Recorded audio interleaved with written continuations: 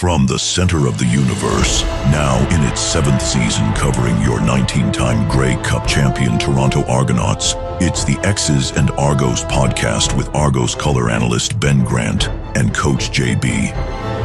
Welcome to the X's and Argos postgame reaction podcast brought to you by Something in the Water Brewing. Ben Grant, joined as always by JB, and this is our final postgame reaction podcast of the season as the Calgary Stampeders beat the Toronto Argonauts 44-13 on a night where just nothing went right for the Argos, and it was a good thing they didn't need this game because this one would have been a hard one to watch if they did. It meant something for Calgary, and it looked like it meant something for Calgary. There's some evaluation to be done today, and I think there is some film that the coaches can look at. We'll go through some of that, some of the things that we saw, and wrap up this last game of the 2025 season for the Toronto Argonauts. But before we get into any of that, I want to tell you about Something in the Water Brewing, because there is always something that you need to try at Something in the Water Brewing. They don't just have their stock beer that you go in and try and it's the same stuff every week. They are constantly bringing out new things for you to try. Their motto is drink curious, and they believe that and they live by that. And they will get an idea, and that's how Longboat started. Longboat started with Darius Bladek, was kind of wandering into to their place after a practice one day, and they got to talking to them, and they're like, hey, why don't we make an Argos beer?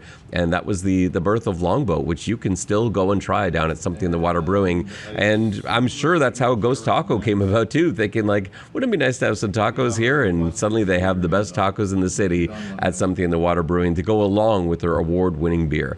Check out Something in the Water Brewing the next time you are in Liberty Village. Before we get to our full recap, JB, and assessment and analysis, here are the radio replays from today's game. This is Mike Hogan with the call on TSN 1050. From 56, it is up, it is straight, it is good! A 56-yarder to equal his season long. And that is 17 consecutive, and it is an Argo record. 56 field goals this year for Lirim Hajrullahu. So out comes Hajrullahu for the kick. From the 50. It's up. It's bleeding right, but it hangs on and is long. It's a CFL record for Lirim Hajrullahu, and he ties the Argo record with 18 consecutive field goals. And they've got Brown to his right. And they are going to run it out of the gun. And Duggan's got a big hole. 35-30, 25-20, brought down at the 16-yard line. So Max Duggan in at quarterback. First down from their own 6-yard line. Mital needs a catch for 100. And there it is. Kevin Mital out to the 10-yard line. Puts the ball on his hip and goes ahead by a century. 100 catches for Kevin Mital this season. He is the first Canadian to do that in Toronto, and he is the 5th person to do that in an Argo uniform. From the 49-yard line, it's a 2nd and 10 for the Argos, a minute 19 left in the 4th. Duggan back to pass. He's going to go to the far sideline again. Has a man. He's got Hajrullahu at the 30, who hurdles the defender and makes 2 more miss and takes it down to the 20-yard line. Whoop! First down, Argos. Back to passes. Duggan's going to launch one down the left sideline, and it's caught by Hajrullahu. Basically where he had the football the other time, inside the 25 with 59 seconds left. It's a first down, Argos. First down at the 12-yard line. Left hash mark, Duggan, pump fake, dumps it off, checks down to Brown, to the 10, to the 5, to the end zone. Touchdown for Spencer Brown, his 2nd touchdown catch of the season, and the first CFL touchdown for Max Duggan. All right, JB, I'm going to give you first crack at this. 44-13, Stamps beat the Argos. Your thoughts, your reflections. Did you take away anything from this one? Yeah, it was not a very good football game. It's not very surprising that a team that needed to win stomped a team that was playing for nothing.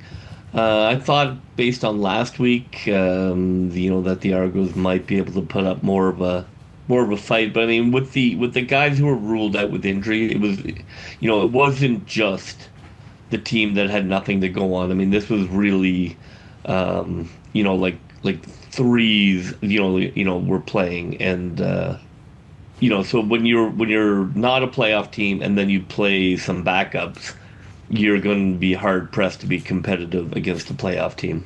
The way I would look at it is basically this is a preseason roster and mentality.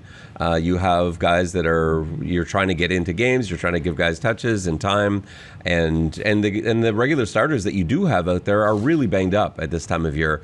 And so, of course, the recipe is not really built for success. And on the other side of the ball, like you highlighted, the Stampeders have a lot to play for because they could finish anywhere between second and fourth, which would send them off to the East playoff window, or playoff bracket. So that that made the difference in this game, and it looked like it from the get-go.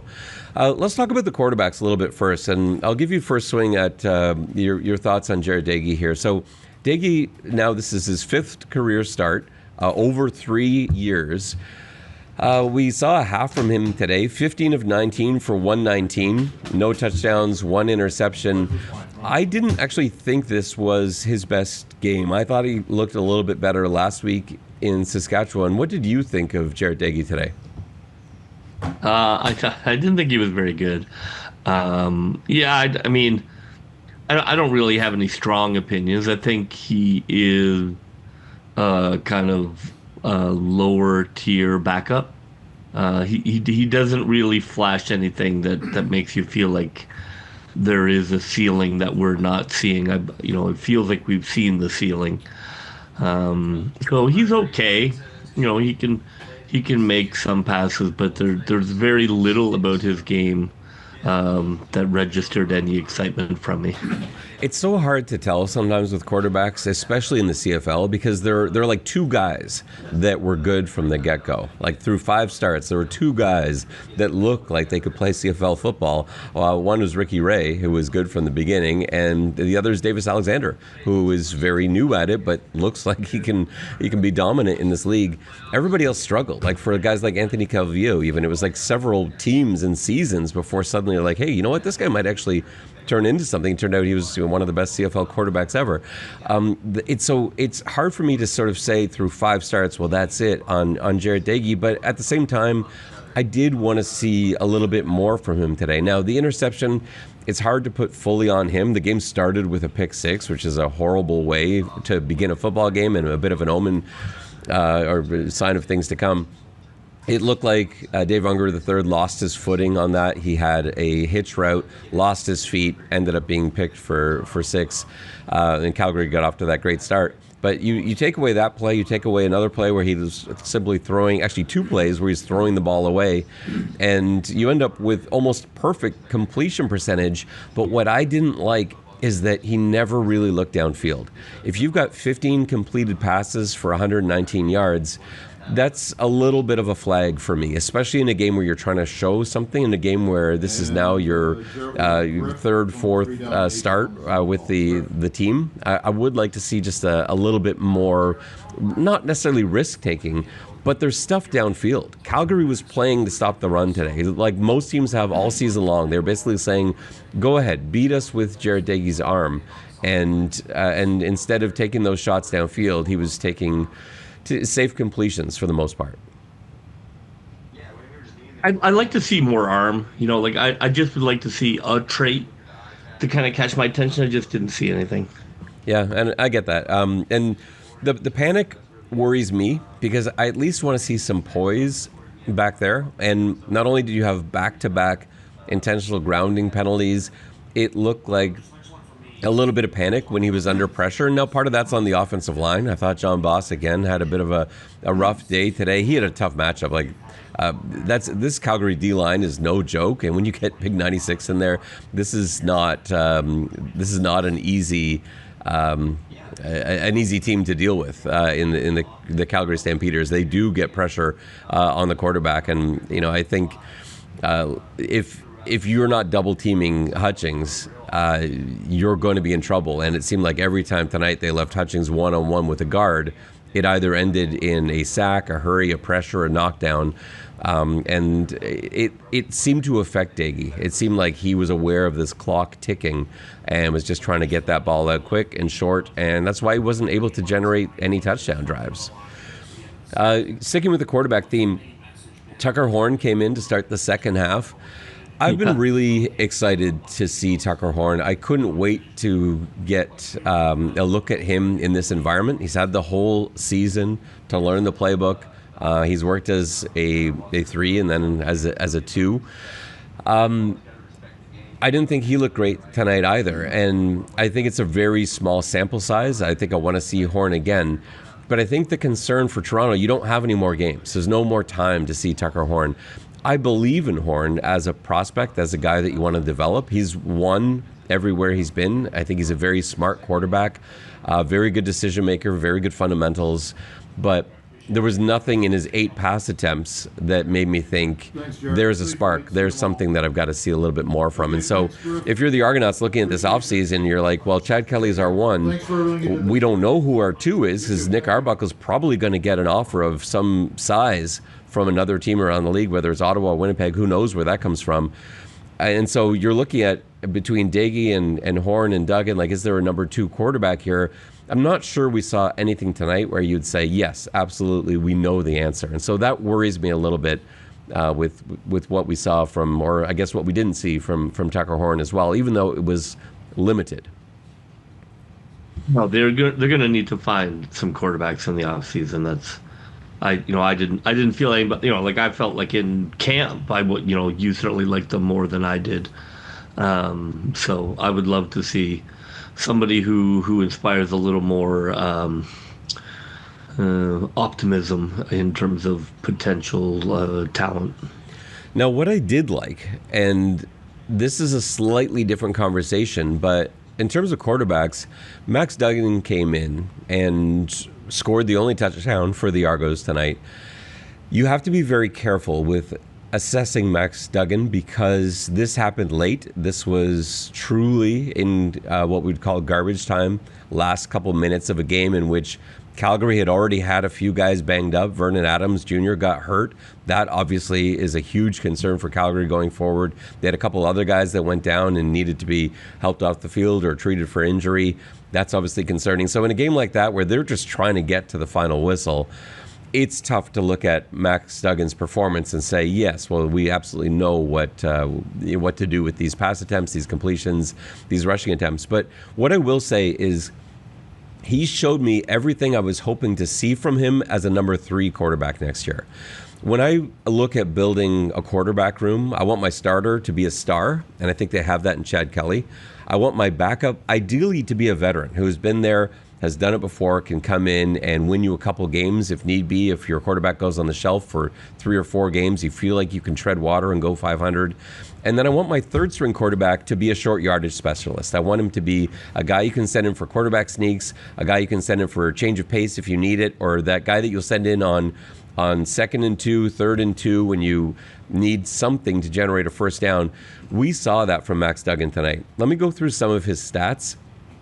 13 of 16 passing, which isn't really what I'm looking at him to do, but the fact that he can do it, he showed that he has a rocket of an arm. The ball velocity really impressed me tonight. The accuracy, I'm not so sure about, and that was one of the questions with him. Like when he was the runner-up for the Heisman Trophy to Caleb Williams, and the concerns that people talked about in the NFL draft was what was he going to be like in terms of accuracy, and he was still drafted and still a high prospect, but accuracy was certainly a concern. We saw a few flashes tonight where that speed was great, but the ball just got away from him. Only 3 incompletions, but you did see a couple sail. So that, you don't necessarily want to consider him right now for that 2 job.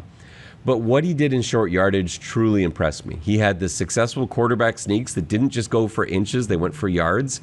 He had a couple of huge runs as well on quarterback draws where in his 4 carries, he went for 45 yards, and that includes 2 quarterback sneaks. Then you add in the draw and you add in that 30-yard run that he had where he just saw that gap between the guard and tackle and took off. That, to me, was the biggest discovery from today's game.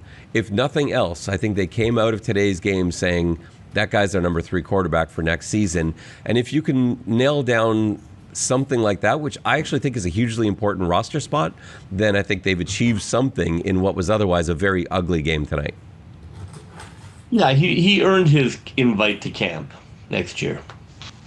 Yeah, I think without question. I think I would go further than that, and I often do go further than you with commitment to that. I get excited about these guys, but you are way more excited about mediocre quarterbacks than anybody I know. Because I'm looking at it for a third quarterback. Like I'm not saying like, yes, Max Duggan is your starter next season. That's a very different thing, and I don't think you can see any one game for anybody and make that declaration. I'm not saying that.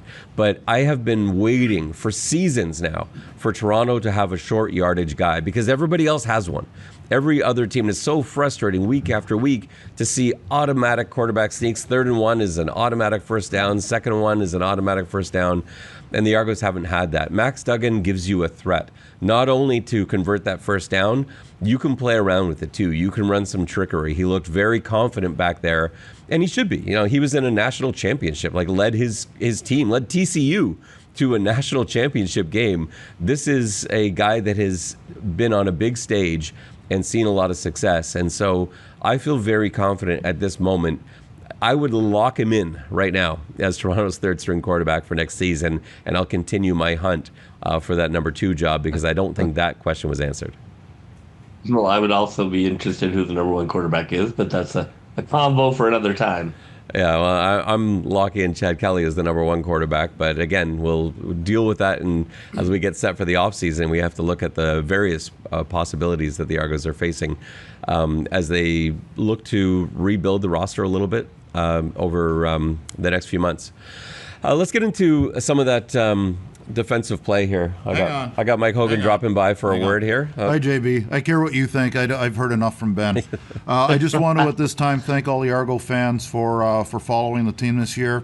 Didn't end the way that we wanted it to, but we'll be back. The prospect of an even more motivated Ryan Dinwiddie scares me. So there are some moves to be made. Obviously, you saw some of the youngsters this year, but we'll be back better than ever, and we hope to see you at BMO Field this year, I guess next year, 2026. But thanks again, and thanks to what's his name here in JB for doing this all year. We know the coverage sometimes is a little sparse here in Toronto, so if you're an Argo fan, keep listening to this podcast, even though Ben's the host. Thank you. See you next year. Wow. What a resounding endorsement for you, Ben. Yeah, well, you knew it was going to be backhanded as soon as Mike stepped into the screen. I'm not even sure that was backhanded. I think that was forehanded. But no, Mike does such a great job, and it's been so much fun calling the games with him this year. And I was really lucky to be back here for a 3rd straight year doing this. And I think he's right. Like it is, it's going to be interesting to see the way that Ryan Dinwiddie approaches this offseason, because this is new. It's not just like new Toronto. Like this is new for Ryan Dinwiddie. He was with Calgary for the previous seasons. Like he's not used to not being in the playoffs. He's not used to it being an October date and looking around saying it's mid-October. What do I do now? This is not quite a first, because I think in his first season when he was with Montreal, he had a season like that ended without a playoff berth. But they are going to be a motivated staff, and Dinwiddie's going to be motivated to turn this thing around for next year. Let's continue into our recap. Sticking with the offensive side of the ball, let's talk about that O-line. There were problems tonight. John Boss struggled again at that right guard spot. I really want to like John Boss. I love what he brings physically. I really like him as an individual. We've only had a chance to talk on a couple occasions. He's a guy I really want to cheer for, and did from the very first time I met him at the Combine a couple of years ago, and just has struggled. He had a really rough week in BC a few weeks back.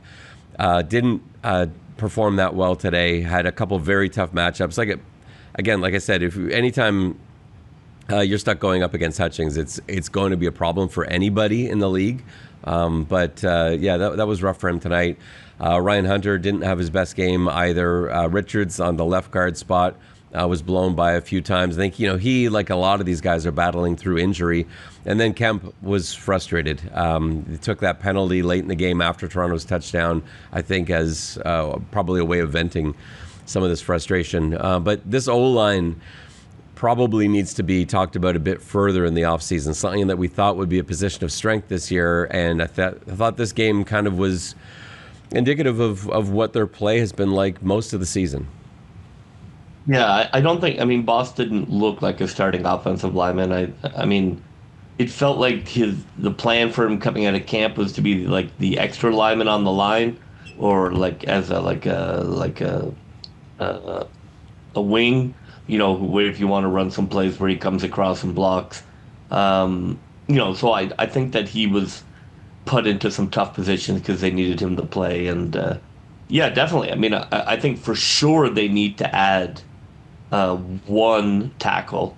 Maybe they need to add 2 offensive linemen, but I think you need to add a starting caliber tackle. That would be top of my offseason list.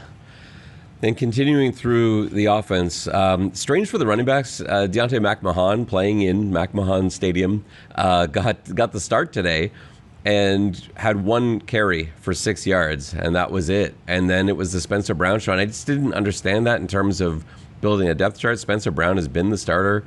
I don't know what was going on exactly with that, but Spencer Brown didn't even get much. He had 3 carries for 4 yards. The Argos unable to generate really anything in the run game. Their most successful runs came courtesy of Max Duggan, and then they had a couple of end arounds that count as passes otherwise. But yeah, it was not just another poor game, and again, something that they'll have to shore up in the offseason, find a way to be able to run block a little better. I do think that helps when they've got a quarterback change. If Chad Kelly is the guy next year, I do think that automatically helps your run game, because you can't, like I've talked about this before, but if you haven't heard me talk about this, teams come into the game just trying to say, go ahead, try and beat me with your backup quarterback's arm. And most of the time this season, Toronto's not been able to do that. They're not going to do that with Chad Kelly. They're not going to say, okay, go ahead, Chad, beat us with your arm, because he will. And so that is what hurts the run game. Receivers, Kevin Mital needed to have 8 catches tonight to be the first Canadian Argos player in history to have 100 catches in a season. He exceeded that. 10 catches for 69 yards. One of only 5 Argos players over the 100-yard catch mark. Everybody else you've definitely heard of. When you're talking about like Mookie Mitchell and guys like Pinball Clemens, obviously Greer. This is good company that Kevin Mital is in. To be a Canadian is awesome. I love that. Yes, they were force-feeding him a little bit, but that's what happens in the last game of the season for every club. And for those guys we mentioned too, like anyone around that 100 catch mark, that's what you do. The guy that couldn't get involved was Dejan Brissett, who needed a huge day. He needed 113 yards receiving to hit that 1,000 mark. Didn't get that, and this is the first time since 2015 where Toronto did not have a receiver with over 1,000 yards receiving. Coxie was obviously headed there, but suffered the injury. Hajrullahu would have been there had he played a whole season, but he only played half a season. But what do you think of Kevin Mital in terms of his 100-yard catch season? A guy that was a high pick, first-round pick last year, but barely played until late in the season last year, came on this year and was just unstoppable.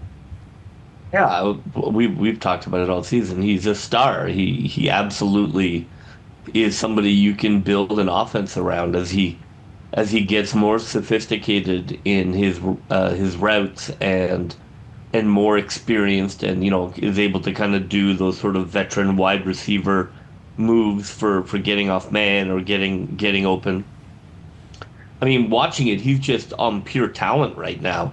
He's just grinding out great games just through his speed and physicality. But once you roll in some experience and some guile, I don't see how he would not be a central part of the game plan moving forward. There was a moment when I doubted him a little bit tonight where it looked like he lost a fumble.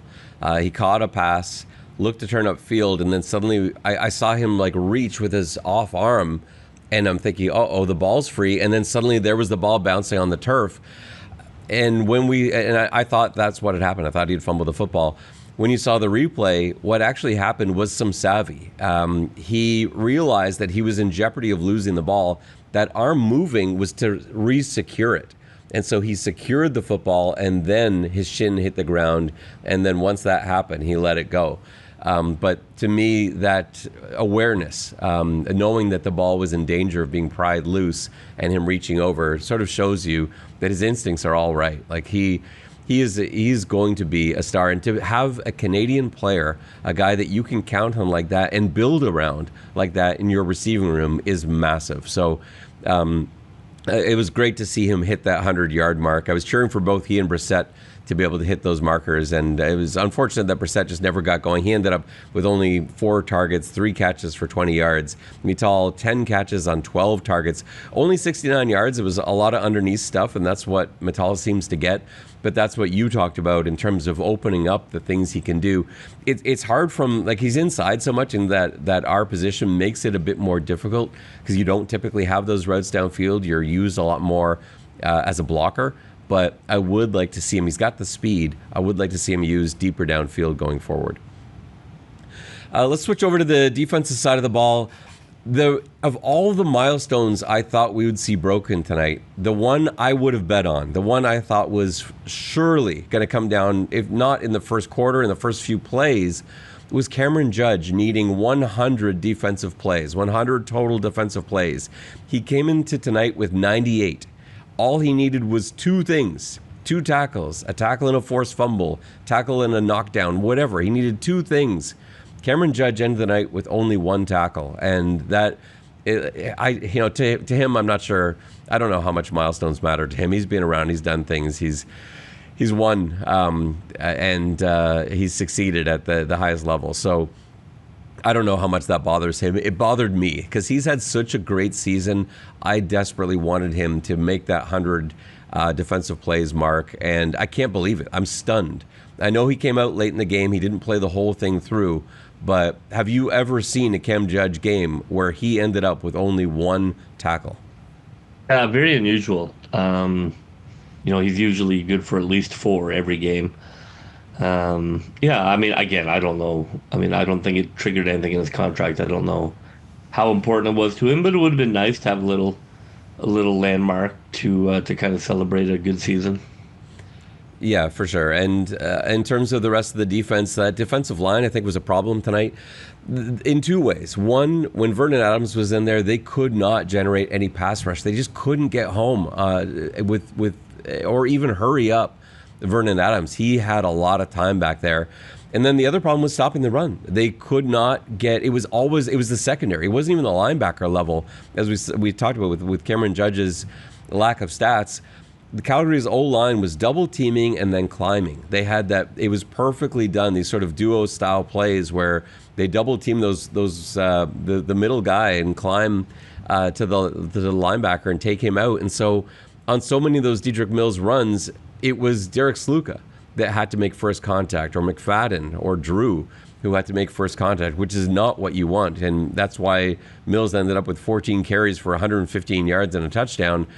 The defensive line has to be better going forward. That's the number one positional group that needs an overhaul or some changes for next season. And I think that was on display tonight. And I didn't even get to see my guy Brevin Allen in there making plays. I was waiting to see the Campbell Camel. I wanted a chance to evaluate him, but it was Parrish and Johnson most of the night on the edges. They had a pretty good mix of Wallace, Correa, and Pelly in there on the inside, but I felt like Wallace, Correa, and Pelly would be able to hold down the fort. Those guys are tough to run on, and I think that shows you how good Calgary's O-line is in the fact that they were able to control these guys, not just in the run game, but also in the pass rush. So that's where the problems began for the Argonauts. The good thing is, I thought, again, you got some really nice play from Isaac D'Arcangelo, led the team with 7 tackles, had a tackle on special teams. He was lined up as a gunner. Like, JB, when's the last time you saw a starting middle linebacker lined up as a gunner? But that shows you his long speed. They had Delonte Hood on one side as the gunner. That makes sense. You have corners. Delonte Hood, a fast corner. You got a guy that runs a 4.3 and he can tackle. That makes a great gunner. Awesome. But to have your starting middle linebacker on the other side as a gunner shows you how much they respect D'Arcangelo's speed and agility, his decision-making, his ability to break down, and he was in on tackles tonight in punt coverage. I thought I thought he really impressed me again, and I continue to be impressed with Aaron Casey, who I maintain is a starting middle linebacker in the CFL. The question becomes, like, what do you do with those two guys? You've got Judge, who's a great will, and he's under contract. Do you move on from Wynton McManus when you've got D'Arcangelo and Casey in the balance? We'll talk about this as one of our topics leading into the offseason over our last two podcasts. But, JB, you got to be impressed with this linebacker depth that the team has. Yeah, D'Arcangelo is terrific. He's exactly who you like to have on your team in terms of he has special teams, elite special teams ability, versatility. He can come out and be a starter and lead the team in tackles. He leads the team in tackles almost every time, and doesn't really get the pub. But he's a very solid player. Like, obviously he's not at McManus's level. Very few are, but linebacker room is in decent shape. To sort of reiterate my comment, it is not an Argos rebuild in the offseason, and I don't mean that in the kind of jingoistic way franchises say that when they don't want their fans to get depressed. Like, it literally is not a rebuild. I think most of the rooms are set to be very good. You just really need to improve the line, and I think probably bring in one more defensive back. But you're not talking about major renovations. You're really just talking about a couple of good signings, and I think they're right there. And speaking of defensive backs, it was a bit of a rough day, I thought, for Delonte Hood. He's a guy that I'm cheering for. I've been cheering for him from the moment he got here. Such an amazing story to have been. He was homeless for 3 years throughout high school on his own, and to be able to go from that to playing professional football is an amazing story. And so there's every reason to want to cheer for this guy, and I am. And I just thought he had a tough night tonight. A couple of tough matchups. Not being able to generate any pass rush doesn't help you as a cornerback. But he's a guy that I'm cheering for, that I'm hoping the coaches saw enough in to be able to keep him around and continue to develop him, because he's got that speed, he's got that know-how, but he needs more time, and hopefully he's afforded that in the offseason. And same thing with Willie Drew, who I thought struggled a little bit today. Had a really unfortunate missed tackle where I think it was Philpott. He just basically slid down Philpott's body and trying to come up and make a play. And that was, again, just kind of how the kind of season it's been for the Toronto Argonauts. There was a lot of missed tackles today and plays that just weren't finished. And Willie Drew was on the wrong end of a couple of those.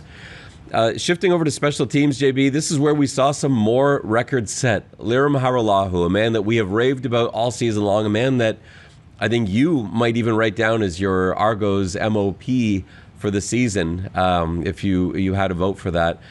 He set records tonight. So first of all, most field goals in an Argos season. He's now set that mark, passing his own mark previously set.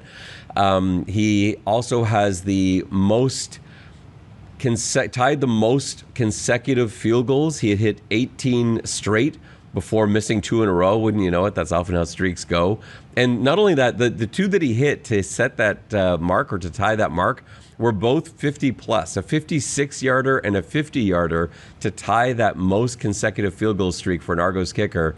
And then in doing that, he also set a CFL record for most 50-plus yard field goals in a season. He is now all on his own with 12 50-plus yard field goals. I think that is just awesome for a guy that has been amazing all year. We know what kind of season he's had. To have him in the record books in 3 different records on one night, I thought was huge. JB, give me a word or two on Lirim Hajrullahu. Yeah, I mean, I'm on the record. I don't think, I felt like it's kind of decided law. Yeah, he's fantastic. I think he's the best kicker in the league. I mean, I know he missed a couple tonight, but without his consistencies this year, there would have been some games that sort of spun out of control pretty early. because the Argos weren't able to get touchdowns, so they were pretty reliant on field goals to keep them within shouting distance of the other team. So, yeah, he's good from distance. He's good at point after. Yeah, he's fantastic, and it's such a nice tool to have when you never have to worry about your field goal kicker. So, he deserves all the praise, and I do think he is the most valuable player on the Argos. And John Haggerty had a good night too. I know he had the one punt block, but that was not on him. Again, that looked like a miscommunication, maybe between Hood and Hajrullahu. It's tough to tell, but to me it looked like Hood was in the slot, and it looked like Hajrullahu thought he was going to pick up, who was that blocked the punt? Breeze, I think it was. I'm not positive. I think it was Breeze that came in and blocked the punt. And I think Hajrullahu thought Hood had him and maybe should have had him, but Hajrullahu, as the personal protector, has got to see him coming in. There was no other threat to the inside that I could see, and he just didn't see him in time. And Breeze got through and blocked that punt. And unfortunately it was the worst for Haggerty in a way, because the punt crossed the line of scrimmage, so it actually goes in the books as a punt, as a 7-yard punt, which hurt his average, because everything else he hit tonight was like 55, 65. He was pounding the ball and placing it well. What I loved about Haggerty tonight and his punts was that not only were they far, not only were they high with lots of hang time, every single one of them was in the perfect spot. And that's something that we've criticized him for this season at times, for not having that control. Today, with no wind in Calgary at elevation, I thought he was fantastic. I thought he looked like the best punter in the league tonight, and this reminded me a little bit of the Haggerty that we saw a couple years ago, and even last year at times when he looked like the best punter in the league. JB, just before we wrap things up, we've covered all our records. We've covered the play, the evaluation, the talent assessment for things. This wasn't a good Argos season, and I hope you will join us next week for our Argos wrap-up, and then after Grey Cup, when we do our X's and Argos awards that we hand out every season, and look to the off-season for moves that Argos will make. But JB, a last reflection on the season. The Argos obviously not producing the season they thought they would coming into this year. Everything went wrong from the word go, whether it was Chad Kelly's injury, Brian Cox Jr.'s injury, Wynton McManus's injury, DeMarcus Christmas, going through 5 Sam linebackers before we even got to week 8. Give me your thoughts on the 2025 Toronto Argonauts. Yeah, not as bad as their record suggests. It definitely was one of those kind of season from hell that happen occasionally to franchises, where just all the wheels fall off and you kind of get all of your bad luck compounding. Team that has a great wide receiver room, has a great linebacker room, has to improve on the line, has to improve in the secondary. But has a good punter, has a good kicker, has a good special teams unit. We're still better, I think, than Ottawa and Edmonton in terms of getting back into things. I think, if Chad Kelly can come back healthy and they're able to make a few tweaks in terms of those positions, I think that next year I would see them as the favorite in the East. They were competitive. They just didn't quite have enough to finish the games, and so it was it was a pretty entertaining season. I thought on the whole the games were very good. There were almost no games like this, which was terrible and borderline unwatchable. I think that allowed me to enjoy the season, but I'm excited to see what they do in the off season. It's a different kind of vibe than like winning a championship. So like, just for me, I find that interesting. Make sure you join us next week for our post-season wrap-up for the Argos season in 2025. We haven't had to do this since 2019, so it's a little bit odd for us. But yeah, we'll have that coming your way midweek, and it is of course our last time to place our bets for Put Me Down for 20, yes. And our last challenge flag of the year, which I'm sure you'll be glad to see come to an end. The final from Calgary, 44-13 Stamps over the Argos. That will just about do it for us on this post-game reaction episode of the X's and Argos podcast. For JB, this is Ben Grant saying so long, and may all your pre-snap reads be good ones. I'll see ya. Go, Toronto Argos, go, go, go. Pull together, fight the foe.